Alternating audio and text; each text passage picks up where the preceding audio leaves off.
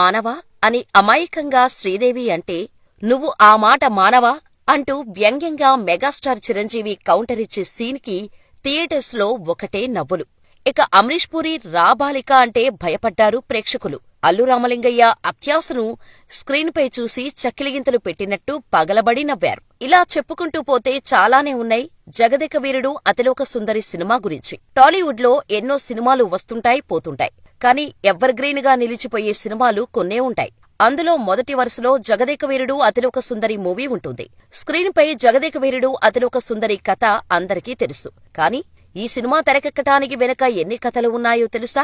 Cinema flop, జనాలు theatres కి రారు అని పెద్ద ప్రచారం, దీనికి తోడు కుంభవృష్టి. అయినా సరే కలెక్షన్ల వర్షం కురిపించిన ఈ సినిమా పేరును ఎందుకు మార్చారో తెలుసా? అసలు ఈ సినిమా తాటి ఎలా వచ్చిందో తెలియాలంటే ఈ వీడియోని చూసేయాల్సిందే. అది మే 2వ వారం. కానీ భారీ వర్షాలు. మేలో భారీ వర్షాలేంటి, మీ మొహం మండా అని అనుకోకండి. ఇది నిజంగానే జరిగింది. ఒక పక్క వర్షం, మరో పక్క వరదలు, కొన్ని చోట్ల హెలికాప్టర్లలో ఆహార పొట్లాలు ఇస్తున్న పరిస్థితి. ఇలాంటి సిచ్యువేషన్లో ఎవరైనా దేని గురించి ఆలోచిస్తారు? ఈ వర్షాలు ఎప్పుడు తగ్గుతాయి, వరదలు ఎప్పుడు పోతాయి అని. కాని మెగాభిమానులు మాత్రం తమ చిరంజీవి సినిమా చూడాలని తడిసి ముద్దైపోయారు. తడుస్తూనే థియేటర్ల ముందు క్యూ కట్టారు. ఒక్కో చోటైతే నీళ్లల్లో మునిగిన సినిమా హాల్లోనే సినిమా చూశారు. కొన్ని చోట్లయితే మోకాళ్లూతూ నీళ్లలో నిలబడి మరీ సినిమాను చూసి పరవశించారు. ఆ సినిమానే జగదేక వీరుడు అతిలోక సుందరి. అసలు టెక్నాలజీ అంతగా లేని ఆ టైంలో అంతటి బెస్ట్ అవుట్పుట్ ఎలా రప్పించగలిగారు? శ్రీదేవి కోసం సినిమా టైటిల్ని ఎందుకు మార్చారు? ఈ సినిమాకు మొదట అనుకున్న కథేంటి అనే ఇంట్రెస్టింగ్ విషయాలను ఈ వీడియోలో చూసేద్దాం. ఇంకెందుకు ఆలస్యం, let's begins the show. Producer Ashwini Dutt గారికి ఎప్పట్నుంచో ఎన్టీఆర్ జగదేక వీరుని కథలాంటి ఫ్యాంటసీ సినిమా చిరంజీవి గారితో చేయాలని, అది తను ప్రేమగా బావా అని పిలుచుకునే రాఘవేంద్రరావు గారు మాత్రమే తీయగలరని గట్టి నమ్మకం ఉండేదట. ఆఖరి పోరాటం తర్వాత చిరంజీవి గారితో సినిమా చేయాలనుకున్నారు అశ్వనీ దత్ గారు. ఇదిలా ఉంటే స్టార్ డైరెక్టర్ రాఘవేంద్రరావు గారికి కొంచెం ఖాళీ అనిపించినా మనసు గజిబిజిగా ఉన్నా తిరుమలకు వెళ్లడం అలవాటు. అలా ఆయన ఒక్కరే కాకుండా తోడుగా ఎవరో ఒకర్ని తీసుకొని వెళ్తారు. అలా అశ్వనీ దత్ గారి క్లోజ్ ఫ్రెండ్, కో డైరెక్టర్ అయిన శ్రీనివాస్ చక్రవర్తితో రాఘవేంద్రరావు గారు తిరుమల దర్శనానికి కారులో బయలుదేరారు. అయితే Ashwini Dutt already fantasy cinema గురించి తన మనసులో ఉన్న మాటను శ్రీనివాస్ చక్రవర్తితో చెప్పారు. అలా అశ్వనీ దత్ గారి తాటిని బేస్ చేసుకుని దేవకన్య భూమిపైకి వచ్చినప్పుడు ఆమె ఉంగరం పోతుంది, అది చిరంజీవి గారికి దొరుకుతుంది అనే స్టోరీ లైన్ రాఘవేంద్రరావు గారికి చెప్పారు శ్రీనివాస్ చక్రవర్తి. అప్పటివరకు ఇలాంటి కథను ఎవరూ టచ్ చేయలేదు. ఈ లైన్ వినగానే రాఘవేంద్రరావు గారికి ఎక్కడలేని ఆనందం పొంగుకొచ్చింది. స్టోరీ లైన్ బాగుందయ్యా, కథను డెవలప్ చేద్దాం అన్నారు. ఈ స్టోరీ లైన్ అటు అశ్వనీ దత్ గారు కళకు సైతం దగ్గరగా ఉండటం, ఇటు రాఘవేంద్రరావు గారికి నచ్చటంతో శ్రీనివాస్ చక్రవర్తి హ్యాపీగా ఫీలయ్యారు.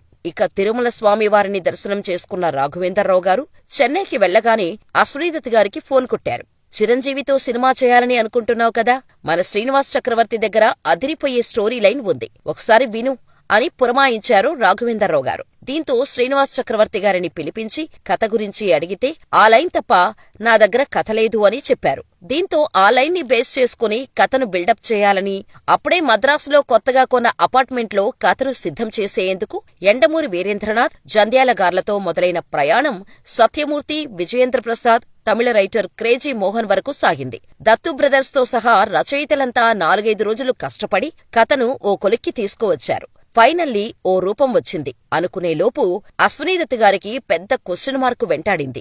అదే అసలు దేవకన్య ఫ్యాంటసీ సినిమా ఆడియన్స్ కి నచ్చుతుందా అని. దీంతో ఈ ఫ్యాంటసీ కథని పక్కన పెట్టేసి హిందీలో అప్పుడే రిలీజ్ అయిన మిస్టర్ ఇండియా మూవీని తెలుగులో రీమేక్ చేద్దామని అనుకున్నారు అశ్వనీ దత్ గారు. కానీ రీమేక్ చేయడానికి మనసొప్పక మళ్లీ బ్యాక్ టు ఫ్యాంటసీ స్టోరీ అంటూ ఈ కథనే సినిమాగా చేయాలని ఫిక్స్ అయ్యారు దత్ గారు.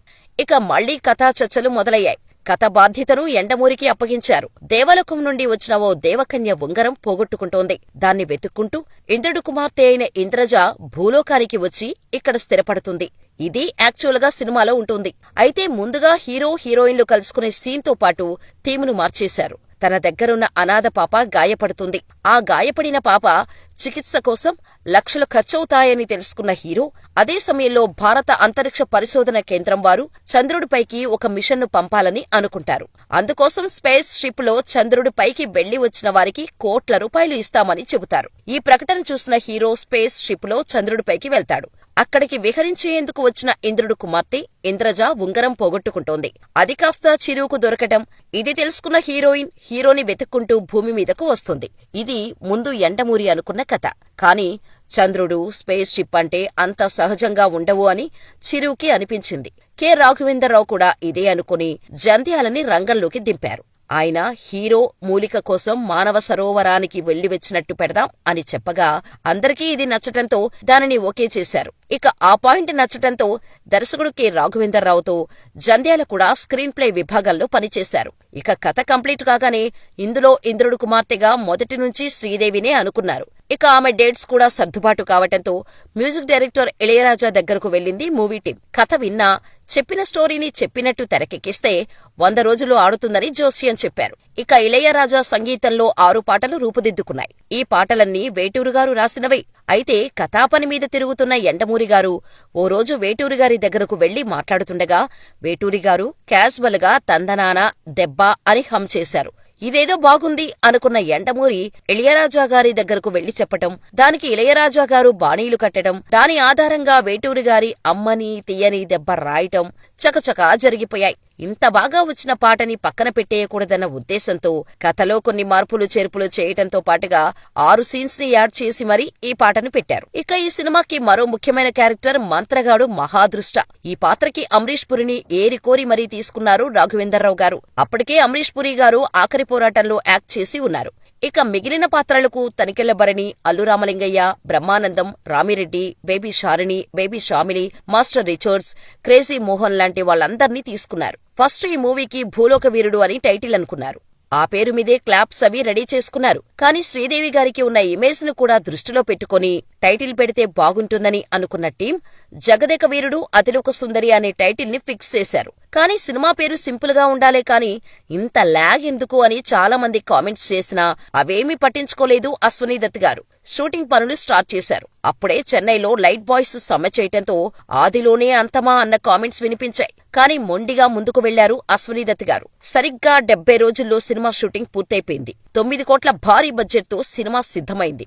టెక్నాలజీ లేని రోజుల్లో అద్భుతంగా సినిమా వచ్చింది. టీం అంతా చాలా కాన్ఫిడెంట్ గా ఉన్నారు. ఇక రిలీజ్ డేట్ మే 9, 1990 అని ఫిక్స్ చేసి పోస్టర్లు కూడా అతికించారు. కాకపోతే రిలీజ్ టైంకు తెలుగు రాష్ట్రాల్లో భారీ వర్షాలు. అది తుఫానుగా కూడా మారింది. రిలీజ్ టైంకి ప్రింట్లు అందలేదు. వరదల్లో ఊళ్లు మునిగిపోయాయి. ఇక సినిమా పని కూడా అయిపోయింది అనుకున్నారు అంతా. అప్పట్లోనే అశ్వనీ దత్ ఈ ప్రాజెక్టు మీద 9 కోట్లు భారీ బడ్జెట్ పెట్టేశాడు. ఏదైతే అదైంది అని ప్రింట్లు పంపే ప్రయత్నం చేశారు. అవి చేరతాయో లేదో తెలీదు. షోలు పడతాయో లేదో తెలీదు. పడినా జనాలు థియేటర్లకు వస్తారో రారో కూడా తెలీదు.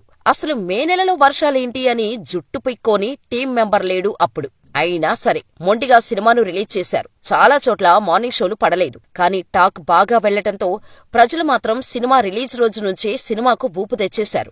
అంతేకాకుండా థియేటర్లో మోకాళ్ల వరకు నీళ్లు ఉన్నా లెక్క చేయకుండా జనాలు కూర్చొని సినిమా చూశారు. తర్వాత రోజుల్లో ప్రింట్లు ఇంకా పెంచటం, మొదటి రోజు కంటే 30వ రోజు కలెక్షన్లు ఎక్కువ రావటం ఈ సినిమాకే జరిగింది. ఈ మూవీ అప్పట్లో ఎంత హిట్ అంటే 44 కేంద్రాల్లో 100 రోజులు ఆడిన ఈ మూవీ 15 కోట్ల వరకు గ్రాస్ వసూళ్లను రాబట్టింది. ఇంకొక విషయం ఏంటంటే సినిమా కోసం చిరంజీవికి 35 లక్షల రెమ్యూనరేషన్ ఇస్తే శ్రీదేవికి 25 లక్షల రెమ్యూనరేషన్ ఇచ్చారట అశ్వనీ దత్. ఒక ఇంటర్వ్యూలో ఈ విషయాన్ని ఆయనే చెప్పారు. ఆ సినిమా సమయానికి శ్రీదేవికి విపరీతమైన క్రేజ్. బాలీవుడ్ లో శ్రీదేవి సూపర్ స్టార్. దీంతో అంత రెమ్యూనరేషన్ ఇవ్వాల్సి వచ్చింది. అప్పటికీ తెలుగు సినిమాకి అంత ఎక్కువ తీసుకున్న హీరోయిన్ శ్రీదేవి కావడం విశేషం. ఇదండి జగదేక వీరుడు అతిలోక సుందరి సినిమా వెనుకున్న కష్టాలు. గ్రాఫిక్స్ మాయలు, పాన్ ఇండియా ప్రచారాలు లేకపోయినా, స్మార్ట్ ఫోన్ క్యాంపెయిన్స్ లేకపోయినా, యూట్యూబ్ రివ్యూల హంగామా లేని టైంలో వరదలు వచ్చి రోడ్లు కొట్టుకుపోయినా సినిమాను ఆదరించారంటే ఆ క్రెడిట్ మూవీ టీం మొత్తానిది అని చెప్పుకోవాలి. మరి ఇప్పుడు అప్పటి మ్యాజిక్ ని రీక్రియేట్ చేయడానికి చిరు తనయుడు రామ్ చరణ్, శ్రీదేవి తనయ జాన్వీ కపూర్ ను పెట్టి సీక్వెల్ ని ప్లాన్ చేస్తున్నారట. ఈ రూమర్ కాని నిజమైతే వారసుల సినిమా ఎన్ని సంచలనాలు సృష్టిస్తుందో చూడాలి.